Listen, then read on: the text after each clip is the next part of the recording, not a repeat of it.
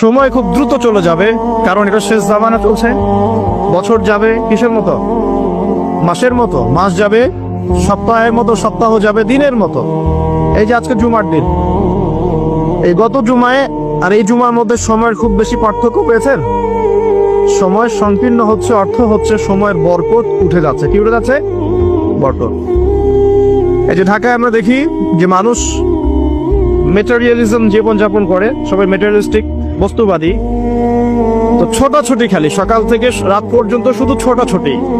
তাদের মধ্যে অল্প কিছু মানুষ পরকালের স্বার্থে ছোটে, বেশিরভাগ মানুষই দুনিয়ার স্বার্থে ছোটে। আর তো দুনিয়ার স্বার্থে ছোটা মানুষগুলোকে আল্লাহ পাক রাস্তার মাঝখানে ট্রাফিক জ্যামে বসিয়ে রেখে দেন।